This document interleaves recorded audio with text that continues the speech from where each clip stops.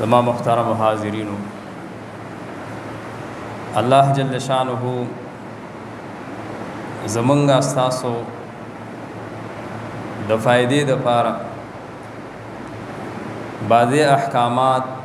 بعضې طور او طریقې هغه مقرر کړي دي چې کله انسان په هغې باندې عمل کوي، الله جل شانه ورته دنیا او آخرت کې خیر ورکوي. د دغه سره متعلق د دغه اعمالو سره، کارونو سره متعلق یو کار هغه صدقه ورکول دي. قرآن مجید کې الله جل شانه حکم نازل کو،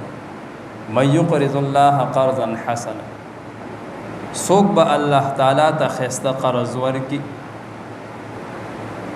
نو دغه آیات کریمه نزول سره یو صحابي حضرت ابو دحداح رضی الله تعالی عنہ د نبی کریم صلی الله علیه وسلم خدمت کې حاضر شو او رسول الله مبارک ته وی حضرت الله زمونږ نه قرض غواړي. وینا قرض نه غواړي، بلکې مقصد دا د الله په لاره کې مال خرج کړي، الله به په ورځ د قیامت بدلې درکړي. نو حضرت ابو دحداح رضی الله تعالی عنہ نبی کریم صلی الله علیه وسلم ته وی حضرت زما دو باغ دي او ما دا دواړه باغونه د الله په لاره کې صدقه کړل. نبی کریم صلی الله علیه وسلم تو فرمایل دواړه نه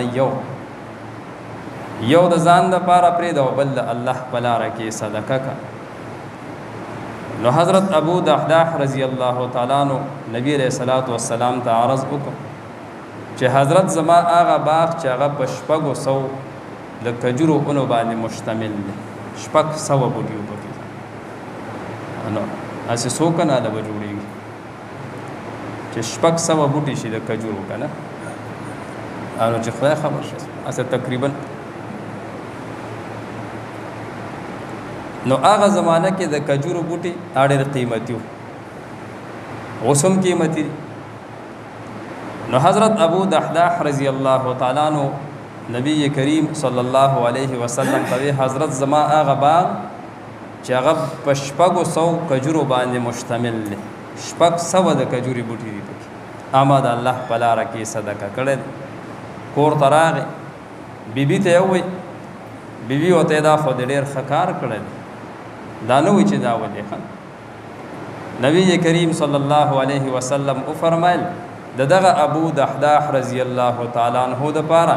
الله تعالی د هرې اونې په بدل کې په جنت کې د میوې بوټي ولګوه،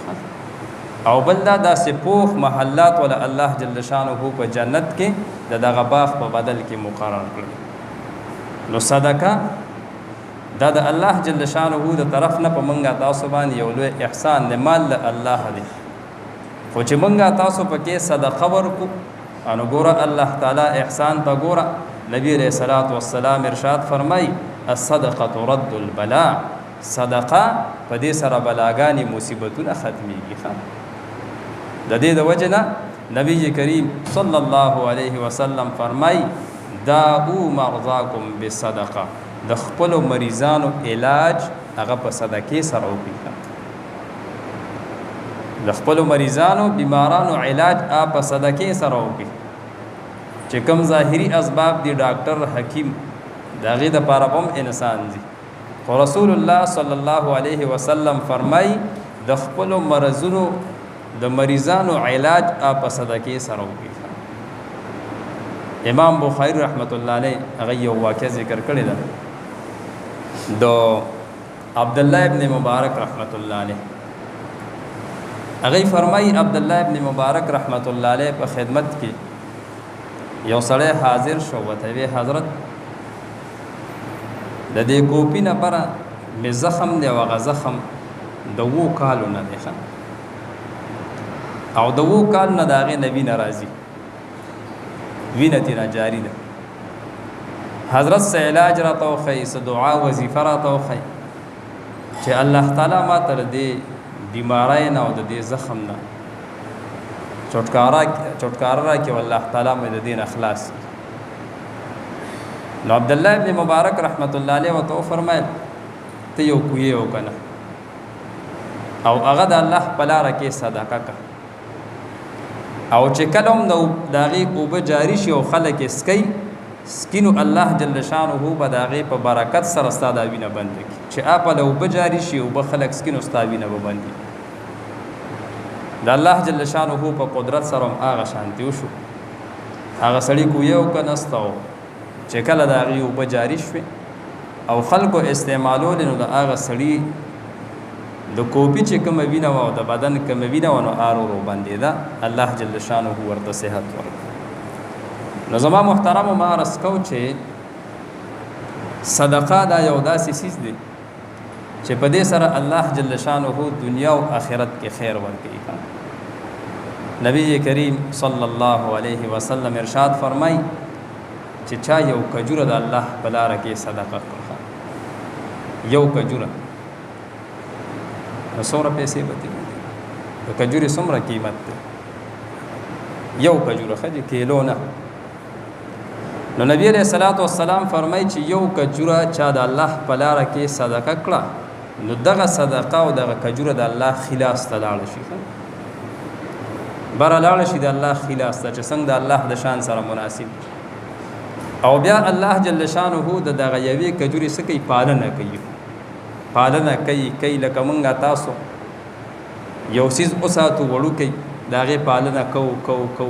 دغه رنګ نبی علیہ الصلوۃ والسلام فرمای الله داغه پالنه کوي پرز د قیامت چې کله حساب کتاب کیږي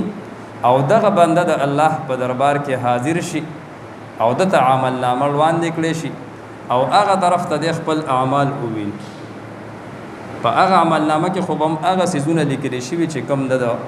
نیک اعمال کړي خدای به هغه طرف ته یو غټ غر کوي چې د په عمل نامه کې بر رواني غټ غرخه دی به الله تعالی ته چې زما عمل نامه کې خدا غر نشته چې دا ما صدقه کړل الله تعالی به تو فرمایي چې دا ستاره کجوره ده چې تا د الله جل شانه په بندګانو باندې صدقه کړې و داغه پالنه کېدا هغه نفس شی جوړ شو غرت نه جوړ شو زما محترم د صدقې دومره لوی خیر او برکت دی د دې د وجه نه نبی کریم صلی الله علیه وسلم فرمای سخی سړی دی الله ته نږدې دی فرشتو ته نږدې دی جنت ته نږدې دی او خلکو ته نږدې دی او د جهنم نه لري دی چې کوم انسان کې الله جل شانه ماده د سخاوت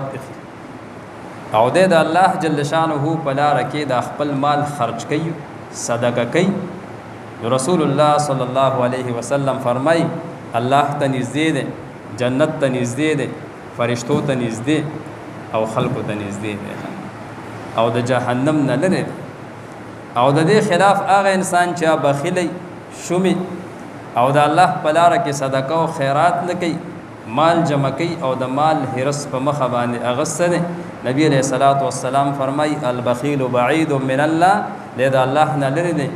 جنت نه لري دی فرشتو نه لري دی د خلقو نه لري دی او جهنم ته نږدې دی